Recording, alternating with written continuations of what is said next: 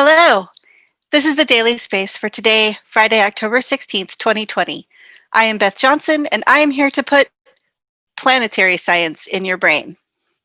My first story is on everyone's favorite not planet, Pluto.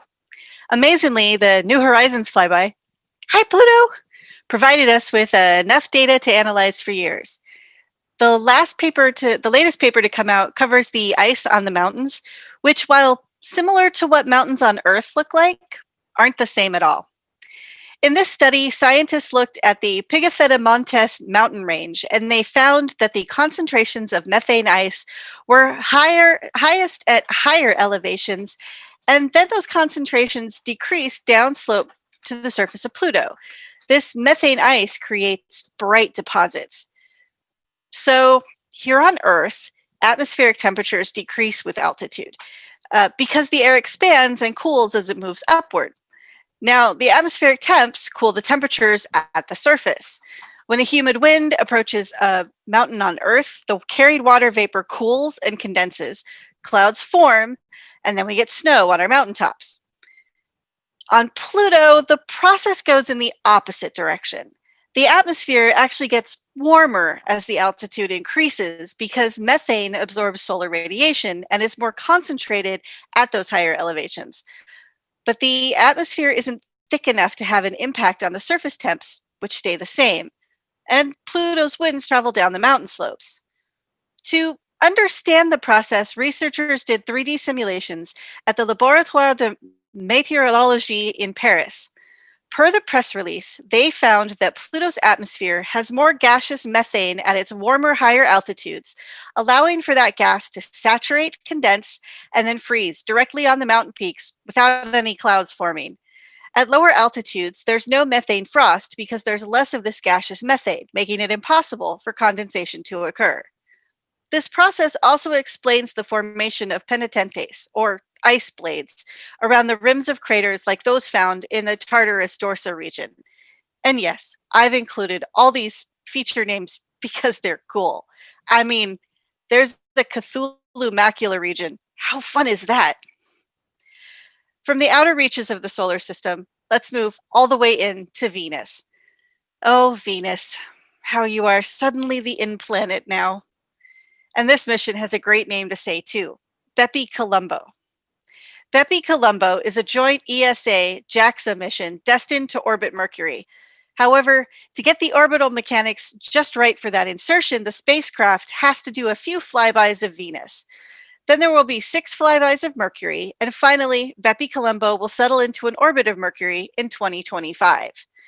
This most recent flyby of Venus is a chance to run another test of the craft's Mercury Radiometer and Thermal Infrared Spectrometer, or MERTIS, which will eventually be used to examine the spectra of rocks on the surface of our innermost planet. But with all the news circulating about phosphine being found in the atmosphere of Venus, the team behind the spacecraft will test the infrared sensor to take data from the dense cloud layer around Venus.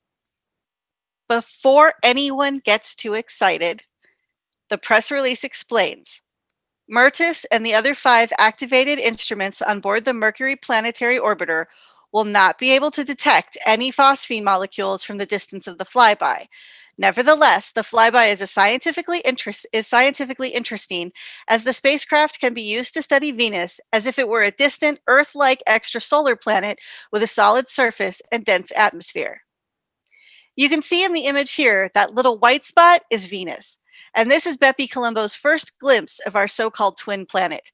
We fully expect more news in the years to come, and will of course bring all the stories to you here on the Daily Space. And now we turn to a little rubble pile in space that is near and dear to our hearts, Bennu. We are only 4 days away from the upcoming touch and go sample collection maneuver, and all the press releases are coming out. Suddenly, it's Osiris-Rex that is our needy little spacecraft. But I think we should forgive it because A, it's already at its destination, B, it's about to do something really cool, and C, we all worked really hard to map this asteroid.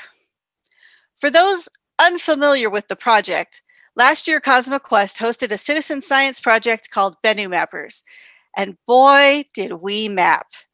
We mapped boulders and rocks and rocks and pebbles and more rocks.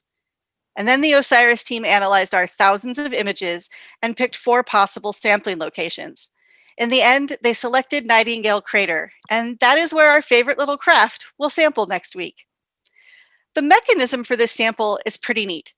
The sampling head shown here will, per the press release, make contact with Bennu's surface for around 10 seconds. When the spacecraft detects contact, it will fire one of 3 nitrogen gas bottles and, much like a reverse vacuum cleaner, stir up surface material, called regolith, inside the sampler head before the spacecraft backs away. There's even a backup system that will use sticky pads to collect material if the nitrogen gas fails to work for some reason.